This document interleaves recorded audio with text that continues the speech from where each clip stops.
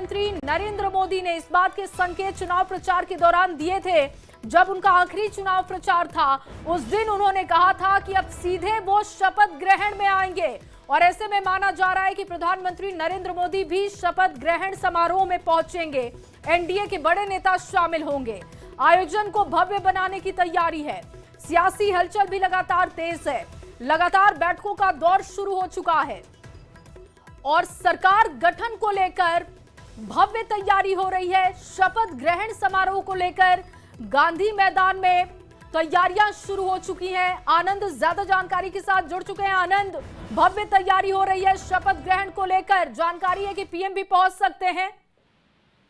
जी देखिए, 20 तारीख ने बता रहे हैं कि 20 नवंबर को बिहार में एनडीए सरकार का शपथ ग्रहण समारोह होगा और जिसकी बड़ी तैयारी गांधी मैदान में शुरू कर दी गई है और 20 तारीख तक गांधी मैदान को आम लोगों के लिए बंद भी कर दिया गया है। जाहिर तौर पे इस शपथ ग्रहण समारोह को बड़े पैमाने पे करने की तैयारी है और एक बड़ा मैसेज देने की भी तैयारी देश भर में, बिहार के साथ साथ देश भर में एक बड़े मैसेज की तैयारी एनडीए के शपथ ग्रहण समारोह में की जा रही है। खबर ये भी बताया जा रहा है कि प्रधानमंत्री सहित एनडीए के जो बड़े नेता हैं देश भर के, वो भी इस शपथ ग्रहण समारोह में शामिल हो सकते हैं और ताकि ये एक और भी बड़ा मैसेज गांधी मैदान से जाए।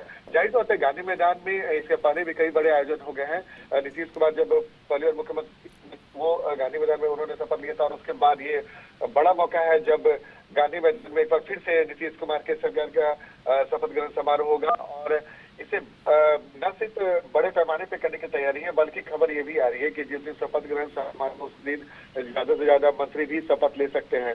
जाहिर तौर पे सरकार की जो भी एनडीए सरकार जो 20 तारीख को शपथ लेगी उसकी पूरी कोशिश है कि न सिर्फ इसको ग्रैंड शपथ ग्रहण समारोह बनाया जाए बल्कि एक ऐसा मैसेज भी दिया जाए। क्योंकि प्रधानमंत्री नरेंद्र मोदी ने भी जब जीत के बाद दिल्ली में भाषण दिया था और बीजेपी दफ्तर से उन्होंने कहा था कि बिहार से गंगा होते हुए बंगाल को पहुंचती है। तो जाहिर तौर पे मंशा साफ है एनडीए की कि बंगाल जो आने वाले साल में विधानसभा चुनाव होने वाला है वहां से भी इस शपथ ग्रहण समारोह के जरिए एक बड़ा मैसेज दिया जाए। जाहिर तौर पर एक बड़ी सफलता एनडीए को मिली है, 200 से ज्यादा सीटों पर एनडीए को सफलता मिली है।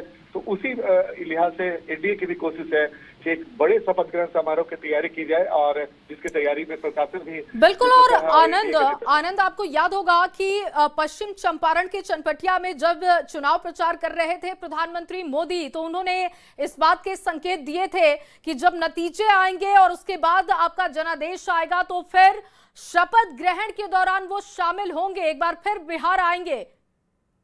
जी बिल्कुल बिल्कुल। देखिए, प्रधानमंत्री ने भी इस विधानसभा चुनाव को लेकर जिस तरीके से मेहनत की है और जिस तरीके से उन्होंने कई चुनावी भाषण में बिहार के लिए दर्द जाहिर किया है और ये भी बताया कि बिहार आने वाले 5 साल में देश के विकसित राज्यों में शामिल होगा।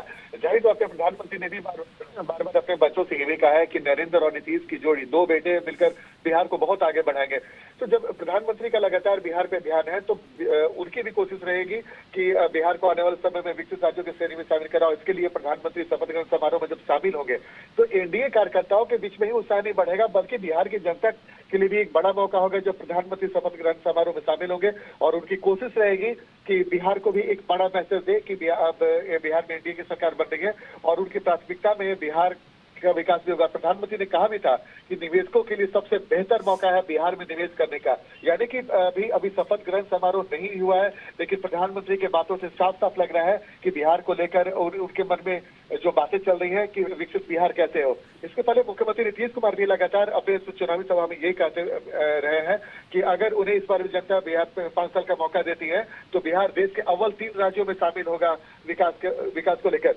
तो प्रधानमंत्री से लेकर मुख्यमंत्री तक दोनों की चिंता एक ही है कि बिहार कैसे तेजी से विकसित हो और जब शपथ ग्रहण समारोह में प्रधानमंत्री शामिल होंगे, एनडीए के बड़े नेता शामिल होंगे तो वहां पे मन से भी एक बड़ा मैसेज न सिर्फ बिहार को बल्कि देश को भी दिया जाएगा कि बिहार अब बहुत तेजी से आगे बढ़ने वाला है। तो जाहिर तौर पर प्रधानमंत्री के इस शपथ ग्रहण समारोह में शामिल होने के बाद एनडीए के नेताओं और कार्यकर्ताओं के उत्साह के साथ साथ बिहार के लोगों के लिए भी बड़ा मौका होगा जब प्रधानमंत्री शपथ ग्रहण समारोह में शामिल होंगे। जी बिल्कुल आनंद, और इसको लेकर लगातार बैठकों का दौर भी जारी है। जानकारी इस बात को लेकर भी है कि ग्रैंड सेलिब्रेशन दिखाई देगा और जाहिर तौर पर जब जनादेश बड़ा है तो फिर तैयारी भी भव्य होगी। आनंद, क्या कोई और जानकारी मिल पा रही है कि उस दिन किस तरीके से मंत्रिमंडल को लेकर जो बातचीत चल रही है, कितने मंत्री शपथ ले सकते हैं, इसको लेकर कोई इनपुट अब तक? देखिए, जहां तक मेरे सूत्र बता रहे हैं कि गांधी मैदान में जब शपथ ग्रहण समारोह होगा तो पूरी कोशिश रहेगी, एनडीए सरकार की पूरी कोशिश रहेगी कि ज्यादा से ज्यादा मंत्री उस दिन शपथ ग्रहण समारोह में शामिल हो और शपथ ग्रहण में माफ कीजिएगा शपथ ले। तो जाहिर तौर पे सरकार की कोशिश रहेगी कि भाई अगर ज्यादा से ज्यादा मंत्री शपथ लेते हैं तो काम। और अब मैं आपको बता दूं कि पिछले बार भी 100 दिनों का एजेंडा तय किया गया था, इस बार भी 100 दिनों का एजेंडा तय करने की तैयारी हो रही है। तो मकसद साफ है कि एनडीए सरकार की कोशिश है कि जिस दिन मुख्यमंत्री शपथ ले उनके साथ दोनों डिप्टी सीएम के साथ साथ मंत्री ज्यादा से ज्यादा मंत्री शपथ ले, ताकि उसी दिन से काम शुरू कर दिया जाए। और जाहिर तौर पर जब शपथ ग्रहण समारोह होता है तो उस दिन कैबिनेट की बैठक भी होती है और एजेंडा भी सेट किया जाता है आने वाले 100 दिनों या फिर 200 दिनों का।